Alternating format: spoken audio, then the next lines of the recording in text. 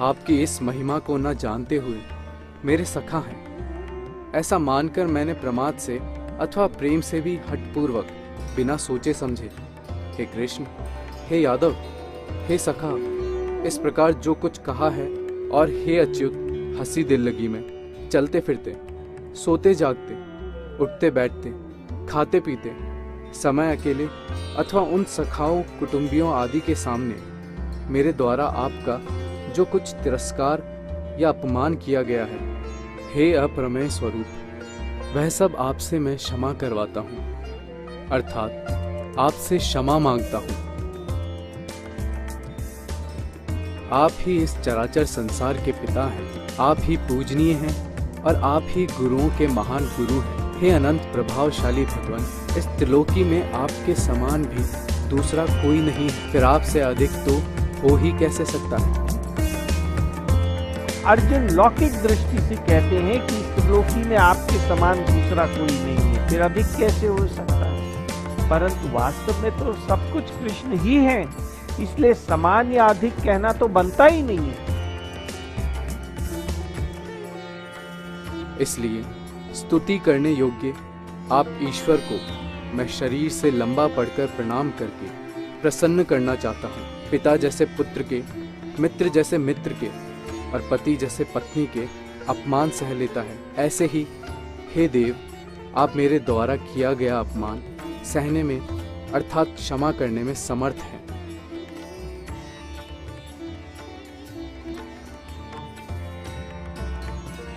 अपमान के 3 मुख्य कारण होते हैं, प्रमादवश, सावधानी से, हंसी दिल लगी में, ख्याल ना रहे तब, और अपनेपन की घनिष्ठता होने से।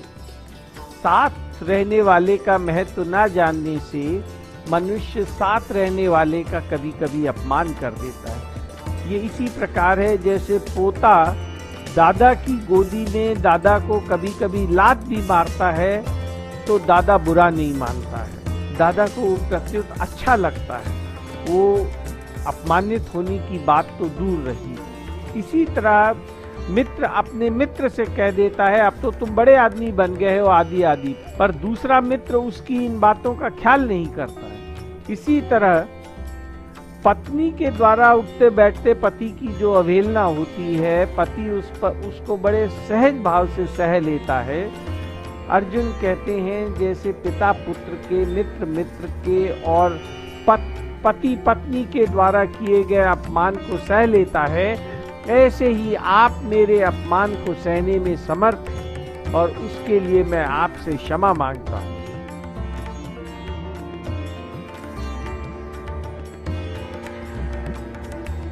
जिसको पहले कभी नहीं देखा उस रूप को देखकर मैं हर्षित हो रहा हूँ और साथ ही साथ भय से मेरा मन अत्यंत व्यथित हो रहा है। अतः आप मुझे अपने उसी देव रूप को दिखाइए। हे देवेश, हे जगन निवास, आप प्रसन्न होइए।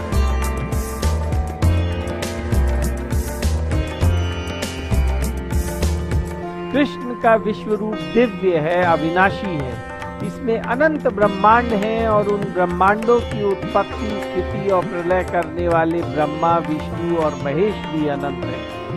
वे अनंत ब्रह्मांड उत्पन्न हो होकर उनमें लीन होते रहते हैं, पर ये विश्व रूप अव्यय होने से ज्यों का त्यों रहता है। हजारों सूर्यों का प्रकाश भी इसके प्रकाश की बराबरी नहीं कर सकता, अतः चर्म चक्षुओं से ये देखा नहीं जा सकता। इसे दिव्य चक्षुओं से ही देखा जा सकता है।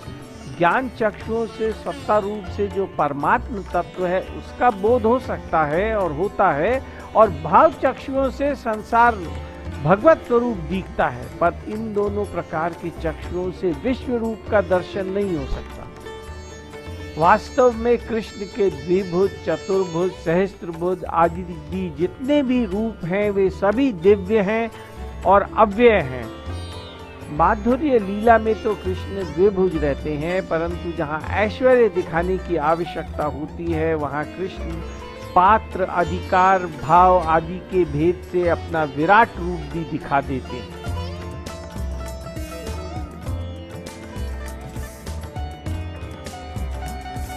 मैं आपको वैसे ही मुकुटधारी, गदाधारी और हाथ में चक्र लिए अर्थात चतुर्भुज रूप से देखना चाहता हूँ। इसलिए हे सहस्त्रबाहु, हे विश्वमूर्ते, आप उसी चतुर्भुज रूप से हो जाइए। हे अर्जुन, मैंने प्रसन्न होकर अपनी सामर्थ्य से मेरा यह अत्यंत श्रेष्ठ तेजस्वी स्वरूप सबका आदि और अनंत विश्व रूप तुझे दिखाया है, जिसको तुम्हारे सिवाय पहले किसी ने नहीं देखा है।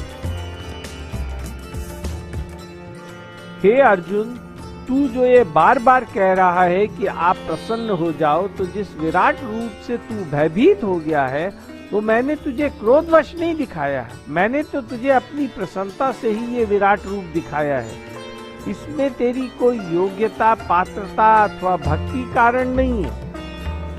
राम अवतार में कौशल्या माता ने और कृष्ण अवतार में यशोदा मैया ने और कौरव सभा में भीष्म, द्रोण आदि ने भी उनका विराट रूप देखा था। फिर कृष्ण यहाँ पर ये क्यों कहते हैं कि तेरे सिवाय मेरे विश्व रूप को पहले किसी ने नहीं देखा था? क्योंकि इस प्रकार के भयंकर विश्व रूप के, जिसके मुखों में बड़े बड़े सेनापति आ जा रहे हैं, पहले किसी ने नहीं देखा था। दूसरी बात, इस प्रकार के भयंकर रूप को दिखाने की कृष्ण ने पहले आवश्यकता ही नहीं समझी, और माता कौशल्या और यशोदा मैया में शायद इसे देखने की सामर्थ्य भी नहीं थी।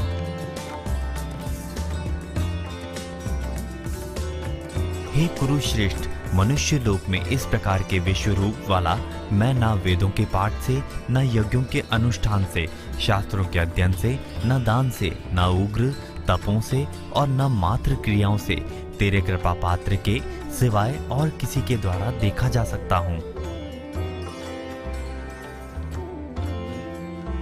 यहाँ अर्जुन के लिए कुरु प्रवीर का संबोधन देने का तात्पर्य है कि संपूर्ण कुरुवंशियों में मेरे से उपदेश सुनने की, मेरे रूप को देखने की तुझे ही जिज्ञासा हुई है, अतः ये तेरी श्रेष्ठता है। तात्पर्य ये हुआ कि कृष्ण को देखने की, जानने की इच्छा होना ही मनुष्य में श्रेष्ठता है। वेदों का अध्ययन, यज्ञ, तप, दान, कीर्त, व्रत आदि का विधि विधान से अनुष्ठान भी विश्व रूप दर्शन में हेतु नहीं बन सकते। समस्त कर्म आरंभ और अंत वाले होते हैं, अतः उन कर्मों का फल भी आदि अंत वाला होता है। फिर ऐसे कर्मों से भगवान के दिव्य अलौकिक विश्व रूप के दर्शन कैसे हो सकते हैं? विराट रूप के दर्शन तो केवल कृष्ण की कृपा से, कृष्ण की प्रसन्नता से ही हो सकते हैं।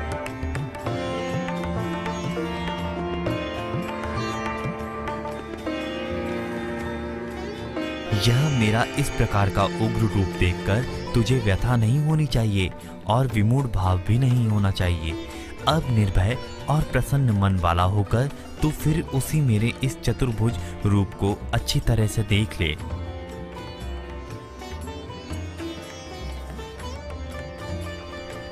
मैं कृपा करके ही ऐसा रूप दिखा रहा हूँ, इसको देखकर तेरे को मोहित नहीं होना चाहिए। तूने पहले श्लोक में कहा था कि मेरा मोह चला गया है, किंतु वास्तव में तेरा मोह अभी नहीं गया है। तेरे को ये मोह सर्वथा छोड़ देना चाहिए और निर्भय तथा प्रसन्न मन से मेरा ये विराट रूप देखना चाहिए। हे अर्जुन, तेरे को जो ये भय लग रहा है, वो शरीर में अहमता ममता होने से लग रहा है कि कहीं तेरा शरीर नष्ट ना हो जाए। ये तेरी मूर्खता है, अनजानपना है, इसको तू छोड़ दे। कृष्ण यहाँ कह रहे हैं कि चाहे शांत अथवा उग्र किसी भी रूप में मैं दिखाई दूं, मैं हूं तो तुम्हारा सखा ही। तुम डर गए तो ये तुम्हारी मूर्खता है, मित्रता में ढिलाई है। जो कुछ दिख रहा है उस सबको मेरी लीला ही समझो। कृष्ण शांत अथवा उग्र किसी भी रूप में आएंगे, उनकी मर्जी। सुंदर दृश्य हो, पुष्प खिले हो, सुगंधित वातावरण हो, तो भी वो कृष्ण का रूप है। और मांस हड्डियों में गला पड़ा हो, दुर्गंध आ रही हो, तो भी वो कृष्ण का रूप है। कृष्ण के सिवाय कुछ है ही नहीं। वे जैसा रूप धारण करते हैं वैसी ही लीला भी करते हैं। मूर्ति रूप धारण करके क्रिया ना करने में ही शोभा है, अन्यथा वो अर्चावतार कैसे रहेगा?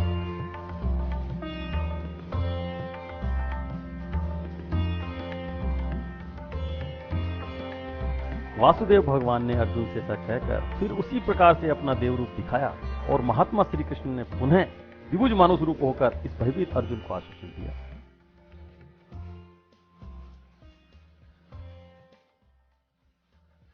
भगवान श्री कृष्ण ने तब अर्जुन को अपना चतुर्भुज रूप दिखाया, फिर वे पुनः द्विभुज रूप से प्रकट हो गए।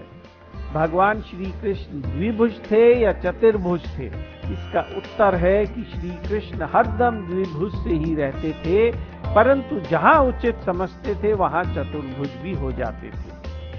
अर्जुन को अपना विश्व रूप दिखाया, फिर चतुर्भुज रूप दिखाया और फिर द्विभुज रूप में हो गए। इस प्रकार कृष्ण ने उन पर अद्भुत कृपा की। इसके साथ साथ हमारे पर भी कितनी कृपा की, गीता के संवाद के द्वारा। उन्होंने बताया कि जहां कहीं जिस किसी विशेषता को लेकर हमारा मन चला जाए, वहीं हम उनका चिंतन कर सकते हैं।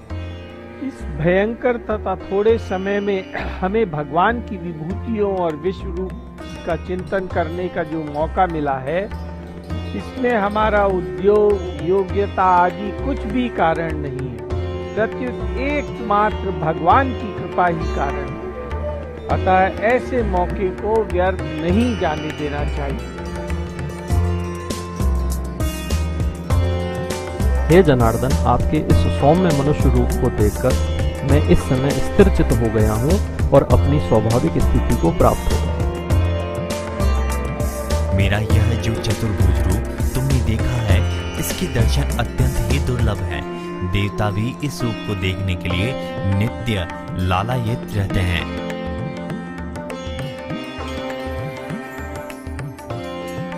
यहाँ कृष्ण कहते हैं कि देवता भी इस चतुर्भुज रूप के दर्शन के लिए नित्य ही लालसा रखते हैं।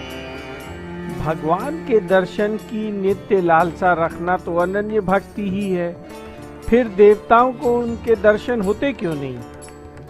इसका समाधान स्वामी जी बताते हैं कि वास्तव में देवताओं की नित्य लालसा अनन्य भक्ति नहीं है। अनन्य भक्त को तो भगवान कृष्ण के अतिरिक्त और किसी की लालसा नहीं रहती। ऐसी लालसा रखने वाला दुराचारी से दुराचारी भी भगवान का अनन्य भक्त हो जाता है और उसे कृष्ण की प्राप्ति हो जाती है। परंतु देवताओं का मुख्य उद्देश्य तो भोग करना होता है, तभी तो वे देव योनि में हैं। जैसे साधारण मनुष्य में नए नए स्थानों को देखने का शौक होता है, ऐसे ही देवताओं में भी भगवान को देखने का शौक होता है, प्रेम नहीं। इसलिए भगवान प्रेमी भक्तों के तो अधीन हैं, पर देवताओं के अधीन नहीं है।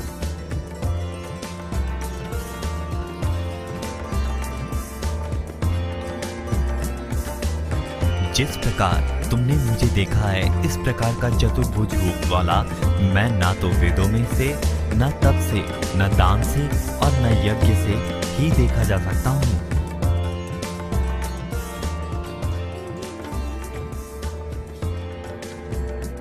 ये सिद्धांत है कि जो चीज किसी मूल्य में खरीदी जा सकती है, तो वो चीज उस मूल्य से कम की कीमत की होती है।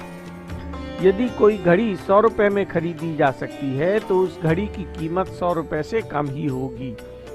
इसलिए वेदों का अध्ययन करने से, बड़े बड़े दान देने से, कठिन तपस्या करने से भगवान मिल जाएंगे, ऐसी बात नहीं है। कितनी ही महान क्रिया हो, कितनी ही योग्यता हो, उससे भगवान कृष्ण नहीं खरीदे जा सकते। वे सब मिलकर भी भगवत प्राप्ति का मूल्य नहीं हो सकती। अर्जुन ने इसी अध्याय के 43वें श्लोक में कहा ही है कि त्रिलोकी में आपके समान भी कोई नहीं है, फिर आपसे बढ़कर कैसे हो सकता है? जब किसी भी साधन से भगवान को प्राप्त नहीं किया जा सकता, तो फिर उन्हें प्राप्त किया कैसे जाए?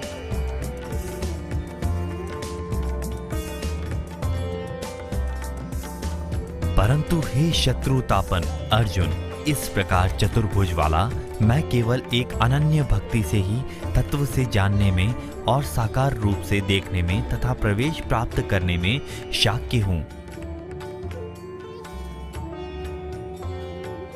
अनन्य भक्ति का अर्थ है केवल कृष्ण का ही सहारा हो, उन्हीं का विश्वास हो। कृष्ण के सिवाय किसी योग्यता, बल, बुद्धि आदि का किंचन मात्र भी सहारा ना हो।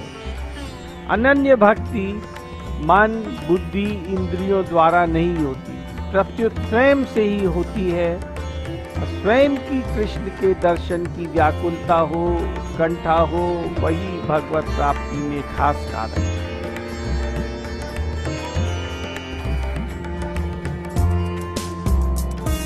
हे पांडव, जो मेरे लिए ही कर्म करने वाला, मेरे ही परायण और मेरे ही प्रेमी भक्त हैं तथा सर्वथा आसक्ति रहित और प्राणी मात्र के साथ वैर भाव से रहित है, वह भक्त मुझे प्राप्त होता है।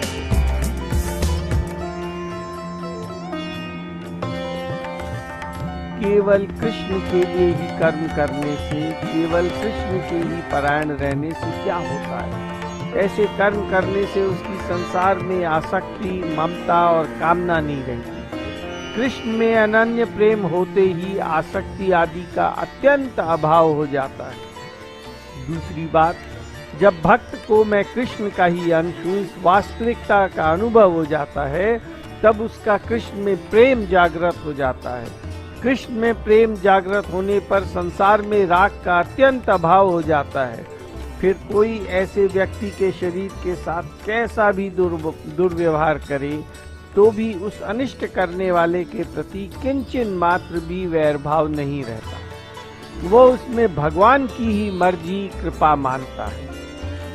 मनुष्य के पास दो शक्तियां हैं, चिंतन करने की और देखने की। चिंतन शक्ति को भगवान की विभूतियों में लगाना चाहिए। मन जहाँ भी चला जाए उसे भगवान का ही स्वरूप मानकर वहाँ भगवान का ही चिंतन होना चाहिए। दूसरी जो देखने की शक्ति है उसको भी भगवान में ही लगाना चाहिए। इस संसार में जो अनेक नाम, रूप और आकृति हैं, उनमें कृष्ण के रूप को ही देखना चाहिए। अर्जुन ने भी जब 10वें अध्याय के 7वें श्लोक में कहा कि मैं किन किन भावों में आपका चिंतन करूं, तो भगवान ने चिंतन शक्ति को लगाने के लिए अपनी विभूतियों का वर्णन किया। जब अर्जुन ने इस अध्याय के आरंभ में कहा कि मैं आपके रूप को देखना चाहता हूं, तो कृष्ण ने अपना विश्वरूप दिखाया। अतः साधक चिंतन करें तो भगवान का ही चिंतन करें, और जिस किसी को देखें तो उसे भगवत स्वरूप ही देखें।